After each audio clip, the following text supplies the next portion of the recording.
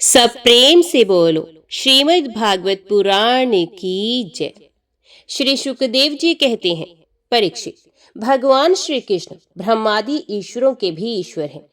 वे ही सत्व रज आदि गुणों के द्वारा ब्रह्मा विष्णु और रुद्र का रूप धारण करके जगत की उत्पत्ति स्थिति आदि के खेल खेला करते हैं। जब उद्धव जी ने अनुराग भरे चित्त से उनसे ये प्रश्न किया, तब उन्होंने मंद मंद मुस्कुराकर बड़े प्रेम से कहना आरंभ किया। श्री भगवान ने कहा, प्रिय उद्धव, अब मैं तुम्हें अपने उन मंगलमय भागवत धर्मों का उपदेश करता हूँ, जिनका श्रद्धा पूर्वक आचरण करके मनुष्य संसार रूप दुर्जय मृत्यु को अनायास ही जीत लेता है। उद्धव जी, मेरे भक्त को चाहिए कि अपने सारे कर्म मेरे लिए ही करे और धीरे धीरे उनको करते समय मेरे स्मरण का अभ्यास बढ़ाए। कुछ ही दिनों में उसके मन और चित्त मुझ में समर्पित हो जाएंगे। उसके मन और आत्मा मेरे ही धर्मों में रम जाएंगे। मेरे भक्त साधुजन जिन पवित्र स्थानों में निवास करते हो उन्हीं में रहें, और देवता असुर अथवा मनुष्यों में जो मेरे अनन्य भक्त हों उनके आचरणों का अनुसरण करें। पर्व के अवसरों पर सबके साथ मिलकर अथवा अकेले ही नृत्य गान वाद्य आदि महाराजोचित ठाट बाट से मेरी यात्रा आदि के महोत्सव करें। शुद्धांत करण पुरुष आकाश के समान बाहर और भीतर परिपूर्ण एवं आवरण शून्य मुझ परमात्मा को ही समस्त प्राणियों और अपने हृदय में स्थित देखें। निर्मल बुद्धि उद्धव जी, जो साधक केवल इस ज्ञान दृष्टि का आश्रय लेकर संपूर्ण प्राणियों और पदार्थों में मेरा दर्शन करता है और उन्हें मेरा ही रूप मानकर सत्कार करता है, तथा ब्राह्मण और चांडाल, चोर और ब्राह्मण, भक्त, सूर्य और चिंगारी तथा कृपालु और क्रूर में समान दृष्टि रखता है, उसे ही सच्चा ज्ञानी समझना चाहिए। जब निरंतर सभी नर नारियों में मेरी ही भावना की जाती है, तब थोड़े ही दिनों में साधक के चित्त में स्पर्धा, होड़, ईर्ष्या, तिरस्कार और अहंकार आदि दोष दूर हो जाते हैं। अपने ही लोग यदि हंसी करे तो करने दे, उनकी परवाह ना करें। मैं अच्छा हूं, वे बुरा है, ऐसी देह दृष्टि को और लोक लज्जा को छोड़ दें, और कुत्ते, चांडाल, गो एवं गधे को भी पृथ्वी पर गिरकर साष्टांग दंडवत प्रणाम करें। जब तक समस्त प्राणियों में मेरी भावना भगवत भावना ना होने लगे, तब तक इस प्रकार के मन, वाणी और शरीर के सभी संकल्पों और कर्मों द्वारा मेरी उपासना करता रहे। उद्धव जी, जब इस प्रकार सर्वत्र आत्म बुद्धि ब्रह्म बुद्धि का अभ्यास किया जाता है, तब थोड़े ही दिनों में उसे ज्ञान होकर सब कुछ ब्रह्म स्वरूप दिखने लगता है। ऐसी दृष्टि हो जाने पर सारे संशय संदेह अपने आप निवृत्त हो जाते हैं और वे सब कहीं मेरा साक्षात्कार करके संसार दृष्टि से उपराम हो जाता है। मेरी प्राप्ति के जितने साधन हैं, उनमें मैं तो सबसे श्रेष्ठ साधन यही समझता हूँ कि समस्त प्राणियों और पदार्थों में मन, वाणी और शरीर की समस्त वृत्तियों से मेरी ही भावना की जाए। उद्धव जी, यही मेरा अपना भागवत धर्म है। इसको एक बार आरंभ कर देने के बाद फिर किसी प्रकार की विघ्न बाधा से इसमें रत्ती भर भी अंतर नहीं पड़ता, क्योंकि ये धर्म निष्काम है और स्वयं मैंने ही इसे निर्गुण होने के कारण सर्वोत्तम निश्चय किया है। भागवत धर्म में किसी प्रकार की त्रुटि पड़नी तो दूर रही, यदि इस धर्म का साधन भय, शोक आदि के अवसर पर होने वाली भावना और रोने पीटने भागने जैसा निरर्थक कर्म भी निष्काम भाव से मुझे समर्पित कर दे, तो वे भी मेरी प्रसन्नता के कारण धर्म बन जाते हैं।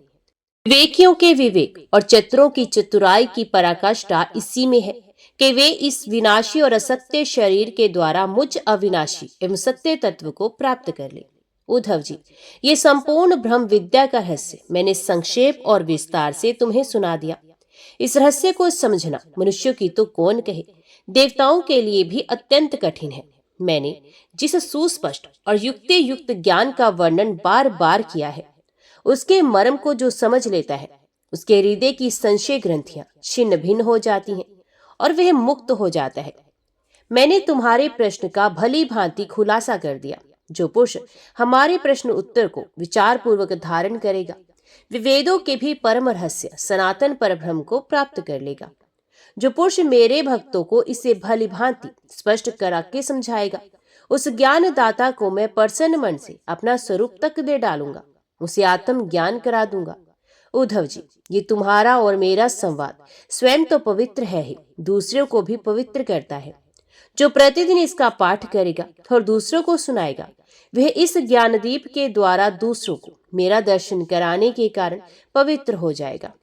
जो कोई एकाग्र चित्त से इसे श्रद्धा पूर्वक नित्य सुनेगा, उसे मेरी पराभक्ति प्राप्त होगी और वे कर्म बंधन से मुक्त हो जाएगा।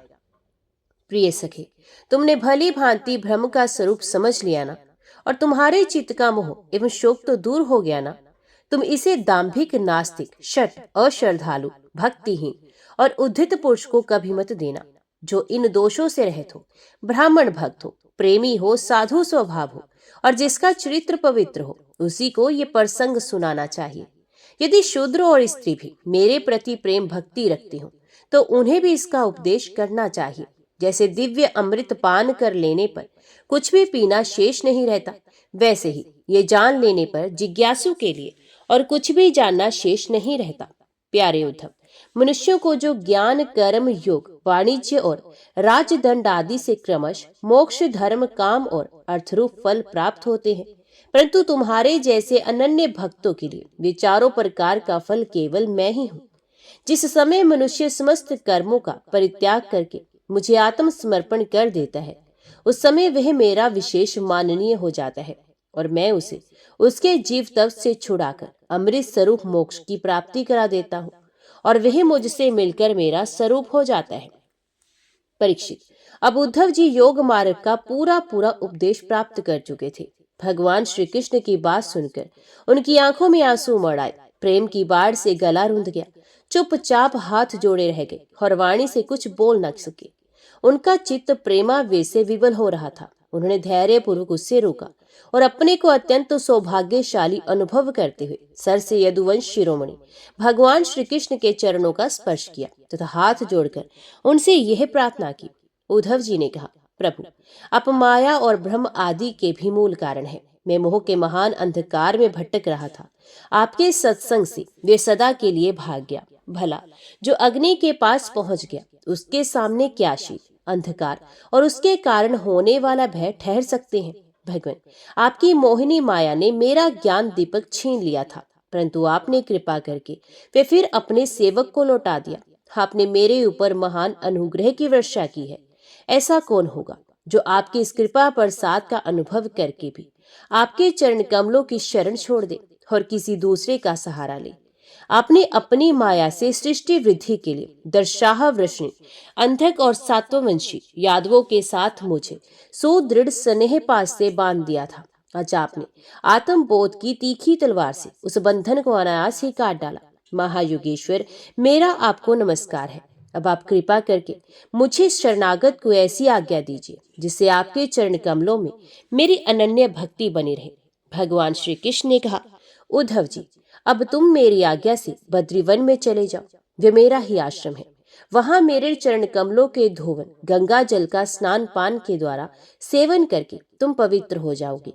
अलकनंदा के दर्शन मात्र से तुम्हारे सारे पाप ताप नष्ट हो जाएंगे। प्रिय उद्धव, तुम वहां वृक्षों की शाल पहनना, वन के कंद मूल फल खाना और किसी भोग की अपेक्षा ना रखकर निस्पृह वृत्ति से अपने आप में मस्त रहना। सर्दी, गर्मी, सुख, दुख जो कुछ आ पड़े उसे सम रह कर सहना। स्वभाव सौम्य रखना, इंद्रियों को वश में रखना, चित्त शांत रहे, बुद्धि समाहित रहे और तुम स्वयं मेरे स्वरूप के ज्ञान और अनुभव में डूबे रहना। मैंने तुम्हें जो शिक्षा दी है उसका एकांत में विचार पूर्वक अनुभव करते रहना। अपनी वाणी और चित्त मुझ में ही लगाए रखना और मेरे बताए हुए भागवत धर्म में प्रेम से रस में जाना। अंत में तुम त्रिगुण और उनसे संबंध रखने वाली गतियों को पार करके उनसे परे मेरे परमार्थ स्वरूप में मिल जाओगे। श्री शुकदेव जी कहते हैं, परीक्षित, भगवान श्री कृष्ण के स्वरूप का ज्ञान संसार के भेद भ्रम को छिन्न भिन्न कर देता है। जब उन्होंने स्वयं उद्धव जी को ऐसा उपदेश किया तो उन्होंने उनकी परिक्रमा की और उनके चरणों पर सर रख दिया। इसमें संदेह नहीं कि उद्धव जी संयोग वियोग से होने वाले सुख दुखों के जोड़े से परे थे, क्योंकि वे भगवान के निर्द्वंद चरणों की शरण ले चुके थे। फिर भी वहां से चलते समय उनका चित्त प्रेमावेश से भर गया। उन्होंने अपने नेत्रों की झरती हुई अश्रुधारा से भगवान के चरण कमलों को भिगो दिया। परीक्षित, भगवान के प्रति प्रेम करके उसका त्याग करना संभव नहीं।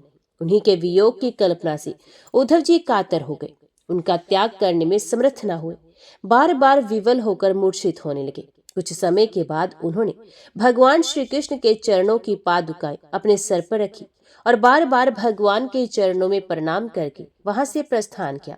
भगवान के परम प्रेमी भक्त उद्धव जी हृदय में उनके दिव्य छवि धारण किए बद्रिका आश्रम पहुंचे और उन्होंने तमो में जीवन व्यतीत करके जगत के एकमात्र हितैषी भगवान श्री कृष्ण के उपदेश अनुसार उनकी स्वरूप भूत परम गति प्राप्त की। भगवान शंकर आदि योगेश्वर भी सच्चिदानंद स्वरूप भगवान श्री कृष्ण के चरणों की सेवा किया करते हैं। उन्होंने स्वयं श्रीमुख से अपने परम प्रेमी भक्त उद्धव के लिए इस ज्ञान अमृत का वितरण किया। यह ज्ञान अमृत आनंद महासागर का सार है। जो श्रद्धा के साथ इसका सेवन करता है वे तो मुक्त हो ही जाता है, उसके संग से सारा जगत मुक्त हो जाता है। परीक्षित, जैसे भोरा विभिन्न पुष्पों से उनका सार मधु संग्रह कर लेता है, वैसे ही स्वयं वेदों को प्रकाशित करने वाले भगवान श्री कृष्ण ने भक्तों को संसार से मुक्त करने के लिए ये ज्ञान और विज्ञान का सार निकाला है। उन्होंने जरा रोग आदि भय की निवृत्ति के लिए क्षीर समुद्र से अमृत भी निकाला है। इन्हें क्रमश अपनी निवृत्ति मार्गी और प्रवृत्ति मार्गी भक्तों को पिलाया। वे ही पुरुषोत्तम भगवान श्री कृष्ण सारे जगत के मूल कारण है। मैं उनके चरणों में नमस्कार करता हूँ। राजा परीक्षित ने पूछा, भगवान, जब महाभागवत उद्धव जी बद्रीवन को चले गए तब भूत भावन भगवान श्री कृष्ण ने द्वारका में क्या लीला रची? प्रभु, यदुवंश शिरोमणि भगवान श्री कृष्ण ने अपने कुल के भ्रम शाप ग्रस्त होने पर सबके नेत्रादि इंद्रियों के परम प्रिय अपने दिव्य श्री विग्रह की लीला का स्मरण कैसे किया? भगवान, जब स्त्रियों के नेत्र उनके श्री विग्रह में लग जाते थे तब वे उन्हें वहां से हटाने में असमर्थ हो जाती थी। जब संत पुरुष उनकी रूप माधुरी का वर्णन सुनते हैं तब वे श्री विग्रह कानों के रास्ते प्रवेश करके उनके चित्त में गड़ सा जाता है, वहां से हटना नहीं जानता। उनकी शोभा कवियों की काव्य रचना में अनुराग का रंग भर देती है और उनका सम्मान बढ़ा देती है। इसके संबंध में तो कहना ही क्या। महाभारत युद्ध के समय जब वे हमारे दादा अर्जुन के रथ पर बैठे हुए थे, उस समय जिन योद्धाओं ने उसे देखते देखते शरीर त्याग किया, उन्हें सारूप्य मुक्ति मिल गई। उन्होंने अपना ऐसा अद्भुत श्री विग्रह किस प्रकार अंतर ध्यान किया। श्री सुखदेव जी कहते हैं, परीक्षित, जब भगवान श्री कृष्ण ने देखा कि आकाश, पृथ्वी और अंतरिक्ष में बड़े बड़े उत्पात अपशगुन हो रहे हैं, तब उन्होंने सुधर्मा सभा में उपस्थित सभी यदुवंशियों से ये बात कही, श्रेष्ठ यदुवंशियों, ये देखो, द्वारका में बड़े बड़े भयंकर उत्पात होने लगे हैं। ये साक्षात यमराज की ध्वजा के समान हमारे महान अनिष्ट के सूचक हैं। अब हमें यहाँ घड़ी दो घड़ी भी नहीं ठहरना चाहिए। स्त्रियां, बच्चे और बूढ़े यहाँ से शंख द्वार क्षेत्र में चले जाएं और हम लोग प्रभास क्षेत्र में चले। अब सब जानते हैं कि वहां सरस्वती पश्चिम की ओर बहकर समुद्र में जा मिली है। वहां हम स्नान करके पवित्र होंगे, उपवास करेंगे और एकाग्रचित्त से स्नान एवं चंदन आदि सामग्रियों से देवताओं की पूजा करेंगे। वहां स्वस्तित वाचन के बाद हम लोग गो, भूमि, सोना, वस्त्र, हाथी, घोड़े, रथ और घर आदि के द्वारा महात्मा ब्राह्मणों को सत्कार करेंगे। ये विधि सब प्रकार के अमंगलों का नाश करने वाली और परम मंगल की जननी है। श्रेष्ठ यदुवंशियों, देवता, ब्राह्मण और गौओं की पूजा ही प्राणियों के जन्म का परम लाभ है। परीक्षित, सभी वृद्ध यदुवंशियों ने भगवान श्री कृष्ण की ये बात सुनकर तथास्तु कहकर उसका अनुमोदन किया और तुरंत नौकाओं से समुद्र पार करके रथों द्वारा प्रभास क्षेत्र की यात्रा की। वहां पहुंचकर यादवों ने यदुवंश शिरोमणि भगवान श्री कृष्ण के आदेश अनुसार बड़ी श्रद्धा और भक्ति से शांति पाठ आदि तथा और भी सब प्रकार के मंगल कृत्य किए। ये सब तो उन्होंने किया, परंतु देव ने उनकी बुद्धि हर ली और वे उस मैरिक नामक मदिरा का पान करने लगे, जिसके नशे से बुद्धि भ्रष्ट हो जाती है। वे पीने में तो अवश्य मीठी लगती है, परंतु परिणाम में सर्वनाश करने वाली है। उस तीव्र मदिरा के पान से सबके सब उन्मत्त हो गए और वे घमंडी वीर एक दूसरे से लड़ने झगड़ने लगे। सच पूछो तो श्री कृष्ण की माया से मूढ़ हो रहे थे। उस समय वे क्रोध से भरकर एक दूसरे पर आक्रमण करने लगे और धनुष, बाण, तलवार, भाले, गदा, तोमर और रिष्टि आदि अस्त्र शस्त्रों से वहां समुद्र तट पर ही एक दूसरे से भिड़ गए। मतवाले यदुवंशी रथों, हाथियों, घोड़ों, गधों, ऊंटों, खच्चरों, बैलों, भैंसों और मनुष्यों पर भी सवार होकर एक दूसरे को बाणों से घायल करने लगे, मानो जंगली हाथी एक दूसरे पर दांतों से चोट कर रहे हों। सबकी सवारियों पर ध्वजाएं फहरा रही थी। पैदल सैनिक भी आपस में उलझ रहे थे। प्रद्युम्न सांब से, अक्रूर भोज से, अनिरुद्ध सात्तकी से, सुभद्र संग्राम जनित से, भगवान श्री कृष्ण के भाई गद उसी नाम के उनके पुत्र से और सुमित्र सुर्थ से युद्ध करने लगे। ये सभी बड़े भयंकर योद्धा थे और क्रोध में भरकर एक दूसरे का नाश करने पर तुल गए थे। इनके अतिरिक्त निशित, उल्मुख, सहस्त्रजित, शतजित और भानु आदि यादव भी एक दूसरे से गुंध गए। भगवान श्री कृष्ण की माया ने तो इन्हें अत्यंत मोहित कर ही रखा था। इधर मदिरा के नशे में भी इन्हें अंधा बना दिया था। दशाह वृष्णि अंधक, भोज सात्वत, मधु अबुर्द माथुर, शूरसेन विसर्जन, कुकुर और कुंती आदि वंशों के लोग सुहार्द और प्रेम को भुलाकर आपस में मार काट करने लगे थे। मूर्तावश पुत्र पिता का, भाई भाई का, भांजा मामा का, नाती नाना का, मित्र मित्र का, सुहर्द सुहर्द का, चाचा भतीजे का तथा एक गोत्र वाले आपस में एक दूसरे का खून करने लगे। अंत में जब उनके सब बाण समाप्त हो गए, धनुष टूट गए और शस्त्रास्त्र नष्ट भ्रष्ट हो गए, तब उन्होंने अपने हाथों से समुद्र तट पर लगी हुई एरका नाम की घास उखाड़नी शुरू कर दी। ये वही घास थी जो ऋषियों के शाप के कारण उत्पन्न हुए लोह में मूसल के चूरे से पैदा हुई थी। हे राजन, उनके हाथों में आते ही वे घास वज्र के समान कठोर मुदगरों के रूप में परिणित हो गई। अब वे रोष में भरकर उसी घास के द्वारा अपने विपक्षियों पर प्रकार करने लगे। भगवान श्री कृष्ण ने उन्हें मना किया तो उन्होंने उनको और बलराम जी को भी अपना शत्रु समझ लिया। उन आतताइयों की बुद्धि ऐसी मूढ़ हो रही थी कि वे उन्हें मारने के लिए उनकी ओर दौड़ पड़े। कुरुनंदन, अब भगवान श्री कृष्ण और बलराम जी भी क्रोध में भरकर युद्ध भूमि में इधर उधर विचरने और मुट्ठी की मुट्ठी एरका घास उखाड़ उखाड़ कर उन्हें मारने लगे। एरका घास की मुट्ठी ही मुदगर के समान चोट करती थी, जैसे बांसों की रगड़ से उत्पन्न होकर दावानल बांसों को ही भस्म कर देता है। वैसे ही ब्रह्म शाप से ग्रस्त और भगवान श्री कृष्ण की माया से मोहित यदुवंशियों के स्पर्धा मूलक क्रोध ने उनका ध्वंस कर दिया। जब भगवान श्री कृष्ण ने देखा कि समस्त यदुवंशियों का संहार हो चुका है, तब उन्होंने ये सोचकर संतोष की सांस ली कि पृथ्वी का बच्चा खुचा भार भी उतर गया। परीक्षित, बलराम जी ने समुद्र तट पर बैठकर एकाग्र चित्त से परमात्म चिंतन करते हुए अपनी आत्मा को आत्म स्वरूप में ही स्थिर कर लिया और मनुष्य शरीर छोड़ दिया। जब भगवान श्री कृष्ण ने देखा कि मेरे बड़े भाई बलराम जी परमपद में लीन हो गए, तब वे एक पीपल के पेड़ के तले में जाकर चुपचाप धरती पर ही बैठ गए। भगवान श्री कृष्ण ने उस समय अपनी अंग कांति से देदीप्यमान चतुर्भुज रूप धारण कर रखा था और धूम से रहित अग्नि के समान दिशाओं को अंधकार रहित प्रकाशमान बना रहे थे। वर्षाकालीन मेघ के समान सांवले शरीर से तपे हुए सोने के समान ज्योति निकल रही थी। वक्षस्थल पर श्रीवत्स का चिन्ह शोभायमान था। वे रेशमी पीतांबर की धोती और वैसा ही दुपट्टा धारण किए थे। बड़ा ही मंगलमय रूप था। मुख कमल पर सुंदर मुस्कान और कपोलों पर नीली नीली अलके बड़े ही सुहावनी लगती थी। कमल के समान सुंदर सुंदर एवं सुकुमार नेत्र थे। कानों में मकराकृत कुंडल झिलमिला रहे थे। कमर में करधनी, कंधे पर यज्ञोपवीत, माथे पर मुकुट, कलाइयों में कंगन, बाहों में बाजूबंद, वक्षस्थल पर हार, चरणों में नुपुर, अंगुलियों में अंगूठियां और गले में कौस्तुभमणि शोभायमान हो रही थी। घुटनों तक वनमाला लटकी थी। शंख, चक्र, गदा आदि आयुध मूर्तिमान होकर प्रभु की सेवा कर रहे थे। उस समय भगवान अपनी दाहिनी जांघ पर बायां चरण रखकर बैठे हुए थे। लाल लाल तलवार रक्त कमल के समान चमक रहा था। परीक्षित, जरा नाम का एक बहेलिया था। उसने मूसल के बचे हुए टुकड़े से अपने बाण की घासी बना ली थी। उसे दूर से भगवान का लाल लाल तलवा हरिण के मुख के समान जान पड़ा। उसने उसे सचमुच हरिण समझकर अपने उसी बाण से बींध दिया। जब वे पास आया तब उसने देखा कि अरे, ये तो चतुर्भुज पुरुष है। अब तो वे अपराध कर चुका था, इसलिए डर के मारे कांपने लगा और दैत्य दलन भगवान श्री कृष्ण के चरणों पर सर रखकर धरती पर गिर पड़ा और उसने कहा, हे मधुसूदन, मैंने अनजाने में ये पाप किया है। सचमुच मैं बहुत बड़ा पापी हूँ, परंतु आप परम यशस्वी और निर्विकार हैं। अब कृपा करके मेरा अपराध क्षमा कीजिए। सर्वव्यापक सर्वशक्तिमान प्रभु, महात्मा लोग कहा करते हैं कि आपके स्मरण मात्र से मनुष्यों का अज्ञान अंधकार नष्ट हो जाता है। बड़े खेद की बात है कि मैंने स्वयं आपका ही अनिष्ट कर दिया। वैकुंठ धाम में निरपराध हरिणों को मारने वाला महापापी हूँ।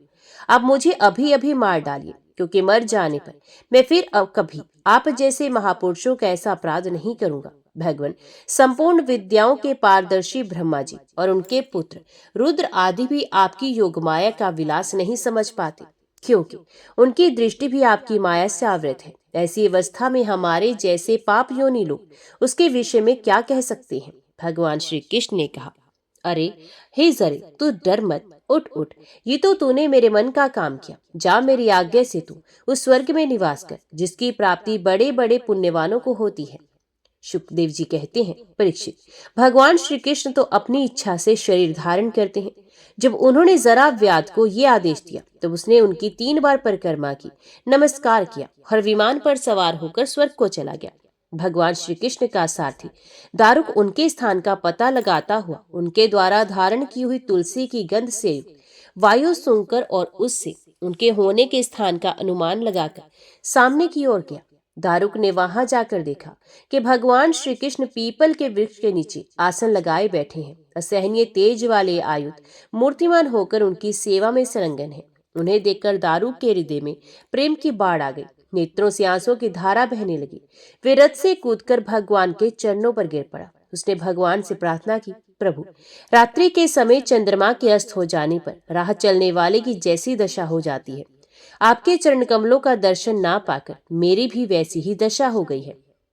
मेरी दृष्टि नष्ट हो गई, चारों ओर अंधेरा छा गया। अब ना तो मुझे दिशाओं का ज्ञान है, ना मेरे हृदय में शांति है। परीक्षित, अभी दारुक इस प्रकार कह ही रहा था क्योंकि सामने ही भगवान का गरुड़ ध्वज रथ पताका और घोड़ों के साथ आकाश में उड़ गया। उसके पीछे पीछे भगवान के दिव्य आयुध भी चले गए। ये सब देखकर दारुक के आश्चर्य की सीमा न रही।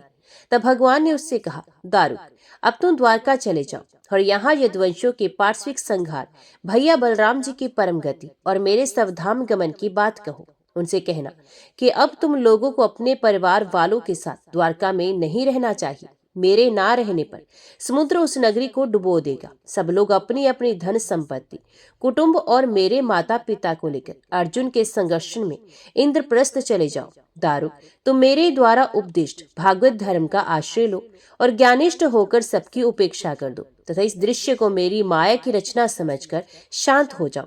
भगवान का यह आदेश पाकर दारुक ने उनकी परिक्रमा की और उनके चरण कमल अपने सर पर रखकर बारंबार प्रणाम किया। तदंतर वे उदास मन से द्वारका के लिए चल पड़ा।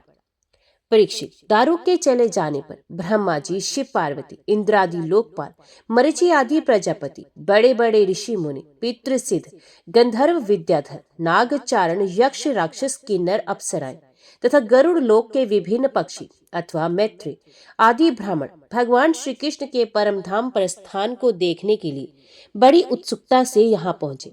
वे सभी भगवान श्री कृष्ण के जन्म और लीलाओं का गान अथवा वर्णन कर रहे थे। उनके विमानों से सारा आकाश भर सा गया था। वे बड़ी भक्ति से भगवान पर पुष्पों की वर्षा कर रहे थे। सर्वव्यापक भगवान श्री कृष्ण ने ब्रह्मा जी और अपने विभूति स्वरूप देवताओं को देखकर अपनी आत्मा को स्वरूप में स्थित किया और कमल के समान नेत्र बंद कर लिए। भगवान का श्री विग्रह उपासकों के ध्यान और धारणा का मंगल में आधार और समस्त लोकों के लिए परम रमणीय आश्रय है। इसलिए उन्होंने अग्नि देवता संबंधी योग धारणा के द्वारा उसको जलाया नहीं। सशरीर अपने धाम में चले गए। उस समय स्वर्ग में नगारे बजने लगे और आकाश से पुष्पों की वर्षा होने लगी। परीक्षित, भगवान श्री कृष्ण के पीछे पीछे इस लोक से सत्य, धर्म, धैर्य, कीर्ति और श्रीदेवी भी चली गई। भगवान श्री कृष्ण की गति मन और वाणी के भी परे है। तभी तो भगवान अपने धाम में प्रवेश करने लगे। तब ब्रह्मादि देवता भी उन्हें ना देख सके। इस घटना से उन्हें बड़ा ही विस्मय हुआ। जैसे बिजली मेघ मंडल को छोड़कर जब आकाश में प्रवेश करती है तब मनुष्य उसकी चाल नहीं देख पाते, वैसे ही बड़े बड़े देवता भी श्री कृष्ण की गति के संबंध में कुछ ना जान सके।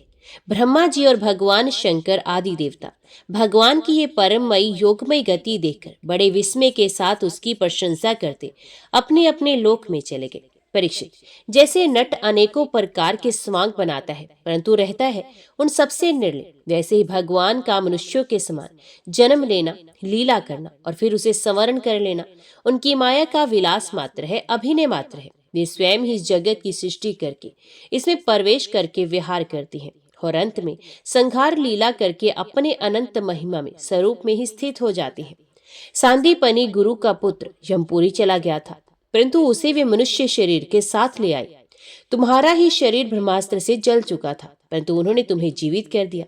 वास्तव में उनकी शरणागत वत्सलता ऐसी ही है और तो क्या।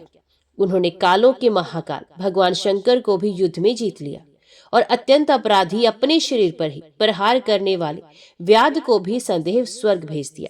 प्रिय परीक्षित, ऐसी स्थिति में क्या वे अपने शरीर को सदा के लिए यहाँ नहीं रख सकते थे? अवश्य ही रख सकते थे।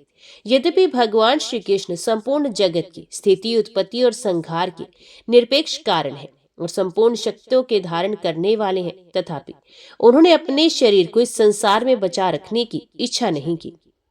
इससे उन्होंने ये दिखाया कि इस मनुष्य शरीर में मुझे क्या प्रयोजन है। आत्मनिष्ठ पुरुषों के लिए यही आदर्श है कि वे शरीर रखने की चेष्टा न करें।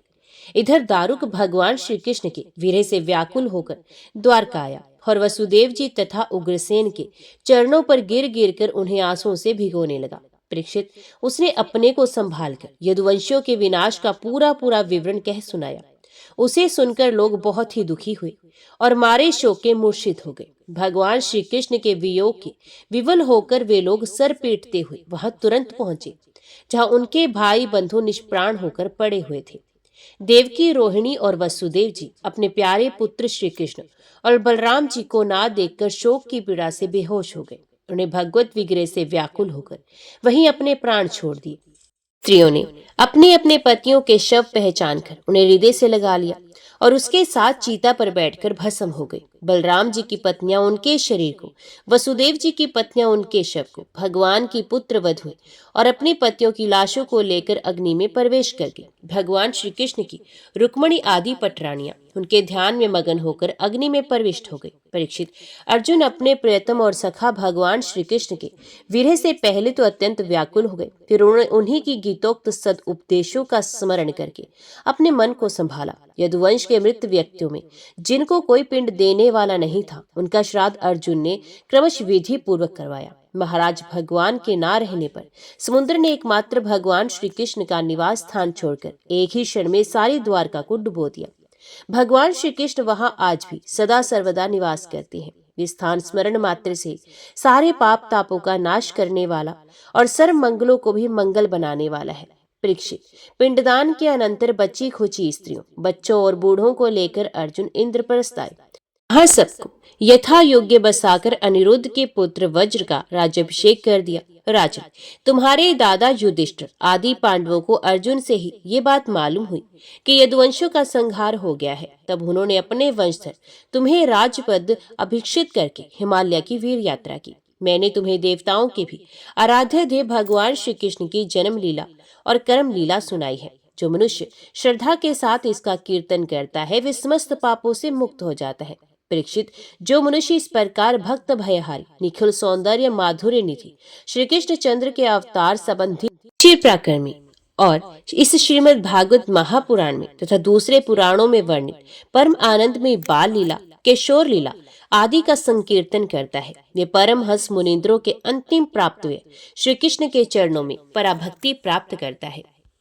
राजा परीक्षित ने पूछा, भगवान, यदुवंश शिरोमणि भगवान श्री कृष्ण जब अपने परम धाम पधार गए तब पृथ्वी पर किस वंश का राज्य हुआ, तब तथा अब किसका राज्य होगा? अब कृपा करके मुझे ये सब बताइए।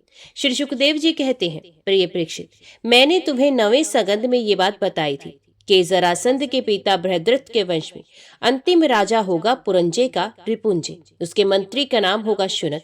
वे अपने स्वामी को मार डालेगा और अपने पुत्र परद्योत को राज सिंहासन पर अभिषिक्त करेगा। परद्योत का पुत्र होगा पालक, पालक का विशाख युग, विशाख युग का राजक और राजक का पुत्र होगा नंदीवर्धन। परद्योत वंश में यही 5 नरपति होंगे। इनकी संज्ञा होगी परद्योतन।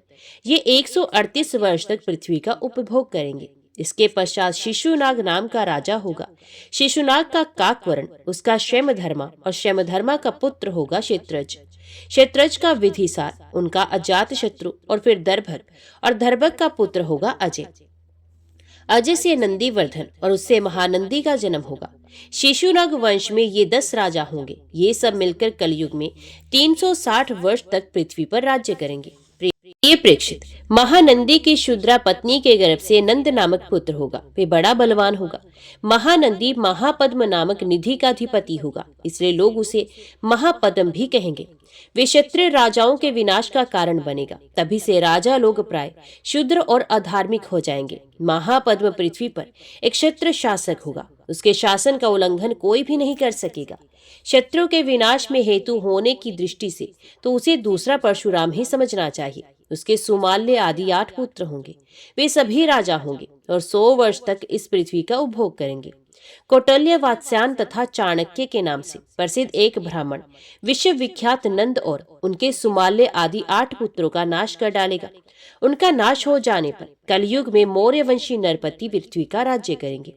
वही ब्राह्मण पहल चंद्रगुप्त मौर्य को राजा के पद पर भिक्षित करेगा। चंद्रगुप्त का पुत्र होगा वारिसार और वारिसार का अशोकवर्धन। अशोकवर्धन का पुत्र होगा सुयश। सुयश का संगत, संगत का शालीशुक और शालीशुक का सोमशर्मा। सोमशर्मा का शतधन्वा और शतधन्वा का पुत्र बृहद्रथ होगा। कुरुवंश विभूषण परीक्षित। मौर्य वंश के ये 10 नरपति कलयुग में 137 वर्ष तक पृथ्वी का उपभोग करेंगे। बृहद्रथ का सेनापति होगा पुष्यमित्र शुंग। वे अपने स्वामी को मारकर स्वयं राजा बन बैठेगा।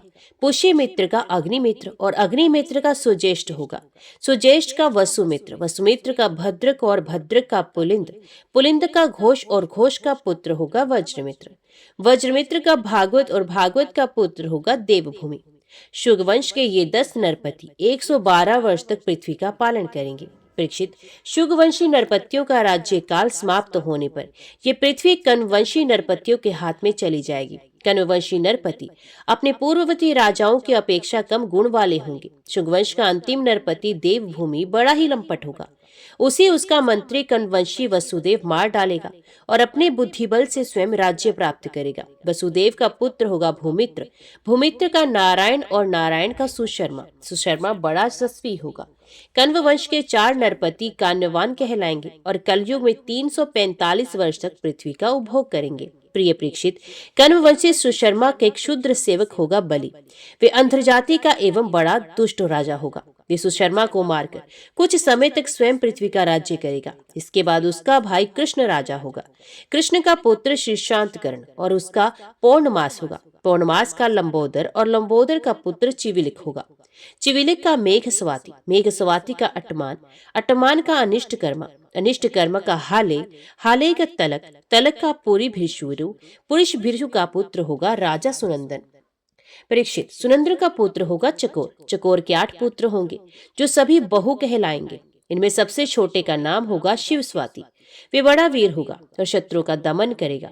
शिवस्वाति का गोमती पुत्र और उसका पुत्र होगा पुरीमान। पुरीमान का मेदशिरा, मेदशिरा का शिवसकंद, शिवसकंद का यजश्री, यजश्री का विजय। हर विजय के 2 पुत्र होंगे चंद्रविज्ञ और लोमधी।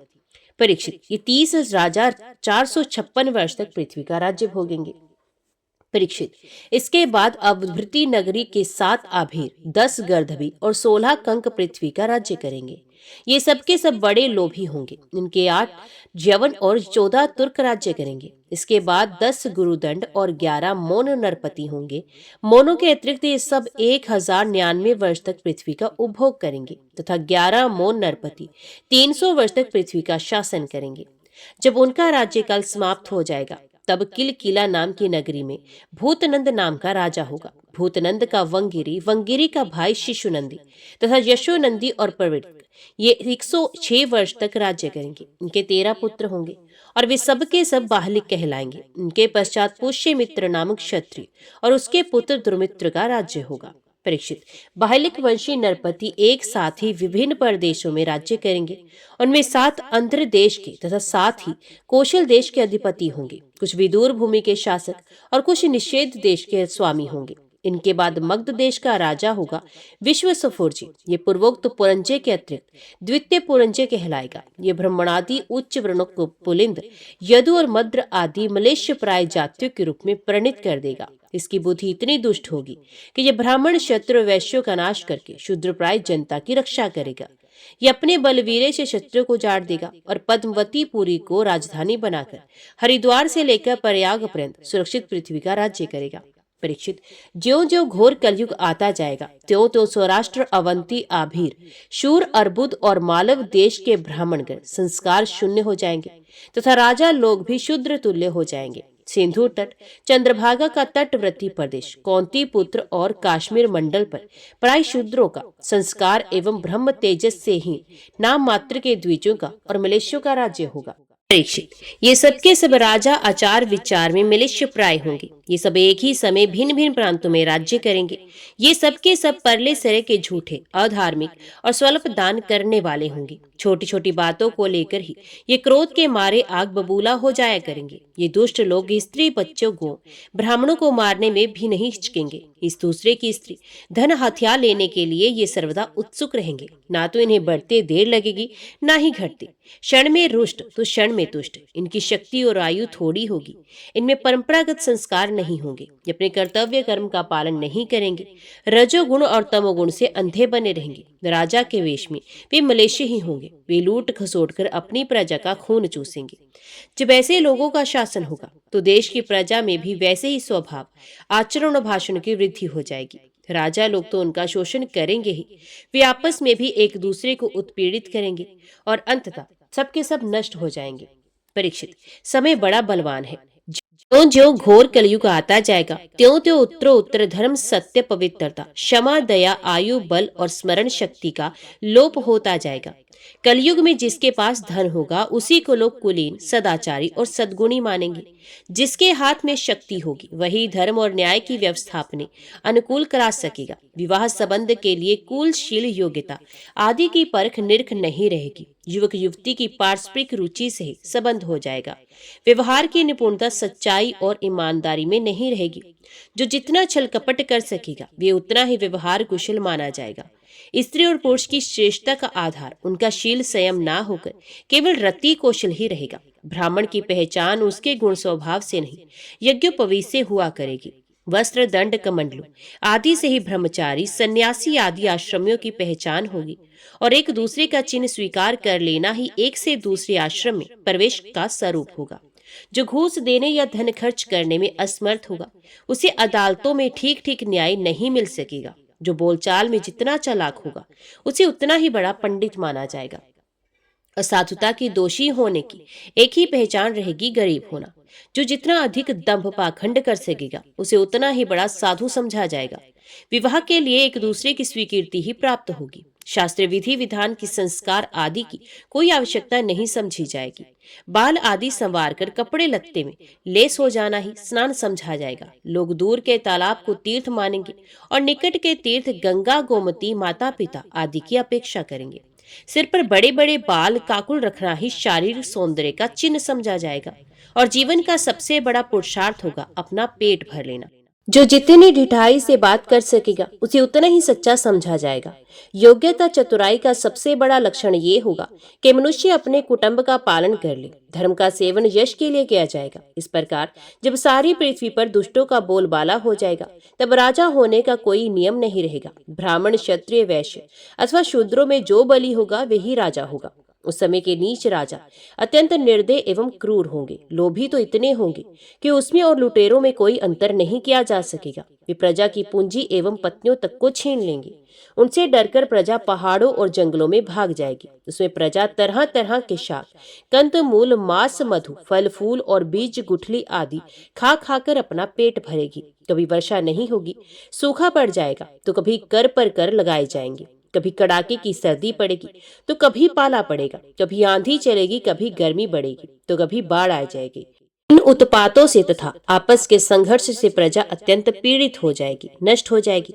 लोग भूख, प्यास तथा नाना प्रकार की चिंताओं से दुखी रहेंगे। रोगों से तो उन्हें छुटकारा ही नहीं मिलेगा। कलयुग में मनुष्यों की परम आयु केवल 20 या 30 वर्ष की होगी। परीक्षित, कलिकाल के दोष से प्राणियों के शरीर छोटे छोटे शीर्ण और रोगग्रस्त होने लगेंगे।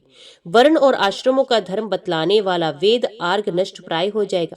धर्म में पाखंड की प्रधानता हो जाएगी। राजे महाराजे डाकू लुटेरों के समान हो जाएंगे। मनुष्य चोरी, झूठ तथा निरपराध, हिंसा आदि नाना प्रकार के कुकर्मों से जीविका चलाने लगेंगे।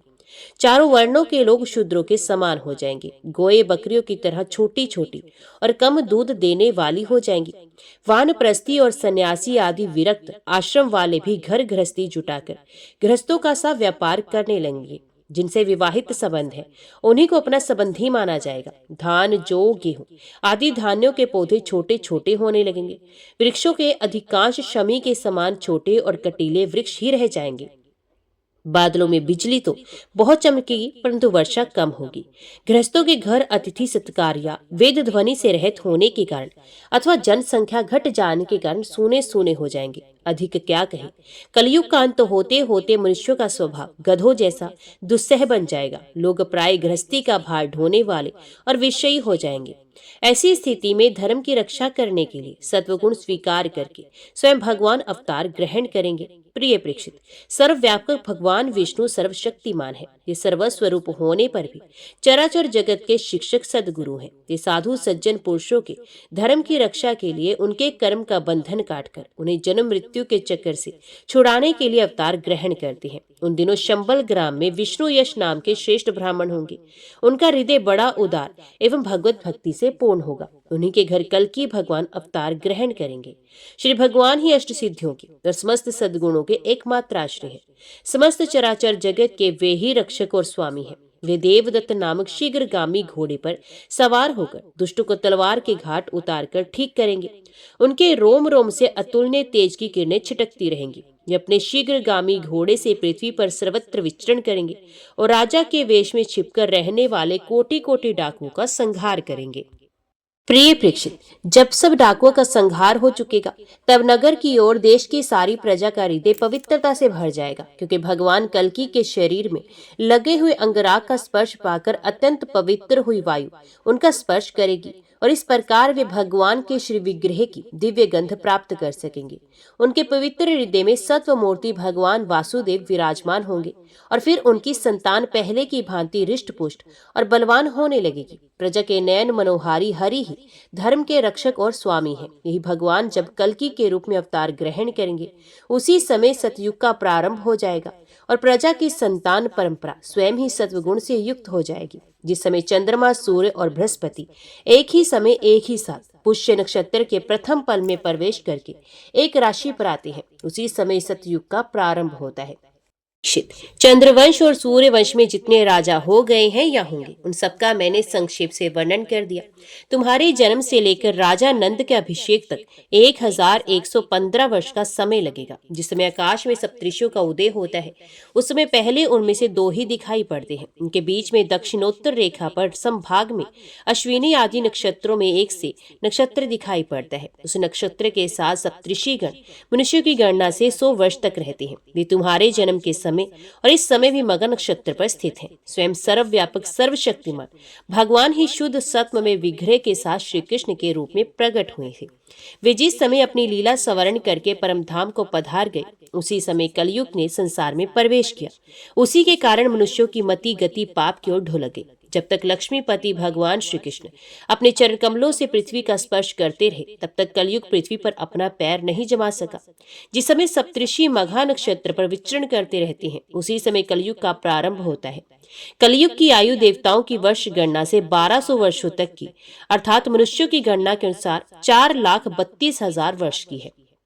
जिस समय सप्तऋषि मघा से चलकर पूर्व आषाढ़ा नक्षत्र में जा चुके होंगे उस समय राजा नंद का राज्य रहेगा। तभी से कलयुग की वृद्धि शुरू होगी।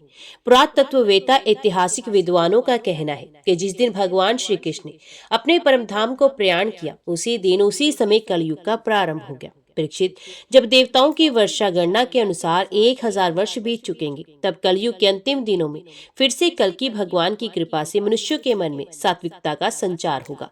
लोग अपने वास्तविक स्वरूप को जान सकेंगे और तभी से सतयुग का प्रारंभ होगा। परीक्षित, मैंने तो तुमसे केवल मनुवंश का सो भी संक्षेप में वर्णन किया। जैसे मनुवंश की गणना होती है, वैसे ही प्रत्येक युग में ब्राह्मण, वैश्य और शूद्रों की भी वंश परंपरा समझनी चाहिए। राजन, जिन पुरुषों और महात्माओं का वर्णन मैंने तुमसे किया है, अब केवल नाम से ही उनकी पहचान होती है। अब वे नहीं है, केवल उनकी ये कथा रह गई है। अब उनकी कीर्ति ही पृथ्वी पर जहां तहां सुनने को मिलती है। भीष्म पितामह के पिता राजा शांतनु के भाई देवापी और इक्ष्वाकु वंशी मरु इस समय कलाप ग्राम में स्थित हैं। वे बहुत बड़े योगबल से युक्त हैं। कलयुग के अंत में कल्कि भगवान की आज्ञा से वे फिर यहाँ आएंगे और पहले की भांति ही वर्ण आश्रम धर्म का विस्तार करेंगे। सतयुग, त्रेता, द्वापर और कलयुग, ये ही 4 युग हैं। ये पूर्वोक्त क्रम के अनुसार अपने अपने समय में पृथ्वी के प्राणियों पर अपना प्रभाव दिखाते रहते हैं। परीक्षित, मैंने तुमसे जिन राजाओं का वर्णन किया है, वे सब और उनके अतिरिक्त दूसरे राजा भी इस पृथ्वी को मेरी मेरी करते रहेंगे, परंतु अंत में मरकर धूल में मिल जाएंगे। ये शरीर को भले ही कोई राजा कह ले, परंतु अंत में ये कीड़ा, विष्ठा अथवा राख के रूप में ही परिणित होगा, राख ही होकर रहेगा। इसी शरीर के या इसके संबंधियों के लिए जो भी किसी भी प्राणी को सताता है, वे ना तो अपना स्वार्थ जानता है और ना तो परमार्थ। क्योंकि प्राणियों को सताना तो नर्क का द्वार है। वे लोग यही सोचा करते हैं कि मेरे दादा परदादा इस अखंड भूमंडल का शासन करते थे, अब वे मेरे अधीन किस प्रकार रहे और मेरे बाद मेरे बेटे पोते, मेरे वंशज किस प्रकार इसका उपभोग करें। जो मूर्ख इस आग, पानी और मिट्टी के शरीर को अपना आपा मान बैठते हैं और बड़े अभिमान के साथ डींग हाँकते हैं, वे पृथ्वी मेरी है। अंत में वे शरीर और पृथ्वी दोनों को छोड़कर स्वयं ही अदृश्य हो जाती हैं। परीक्षित, जो नरपति बड़े उत्साह और बल पौरु से इस पृथ्वी के उपभोग में लगे रहे, उन सबको काल ने अपने विकराल गाल में धर दबाया। अब केवल इतिहास में उनकी कहानी ही शेष रह गई है। ओम नमो भगवते वासुदेवाय नमः। जय श्री राधे कृष्णा। आज की वीडियो में इतना ही। उम्मीद करती हूँ वीडियो आपको पसंद आई होगी। वीडियो पसंद आई हो तो वीडियो को लाइक और चैनल को सब्सक्राइब जरूर कीजिएगा। जय श्री हरि लिखकर कमेंट बॉक्स में अपनी हाजिरी और अपने सुझाव देना ना भूलेगा। तो मिलते हैं अगली कथा, अगली वीडियो के साथ। तब तक के लिए देखते व सुनते रहिए। जय मां कंजय, जय माता दी।